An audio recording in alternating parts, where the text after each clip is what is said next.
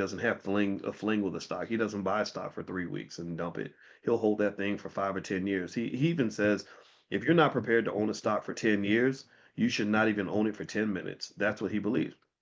So by using time as your ally, what that does is that smooths out a lot of the volatility. When your perspective is long term, most of the risk goes away. All the risk of a crash. Crashes don't matter if your horizon's 10 years long. Really, you could be through some of the worst crashes of all time, including the Great Depression. If your investment horizon is 10 years, doesn't matter. You still made money when it was done, especially if you have a consistent strategy and you hold for enough time.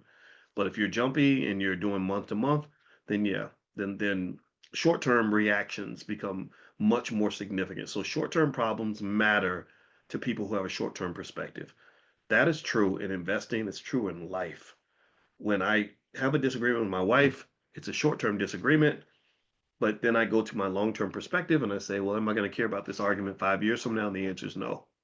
So if I keep my long-term perspective, then I can move on and just business as usual. But if I have a short-term perspective and I'm myopic, which many people are, I mean, short-term gratification is a mental illness in our society, then I'm going to freak out and overreact and do say something I can't take back and ruin the next 10 years because I had a bad 10 minutes. How many times have you seen people do that?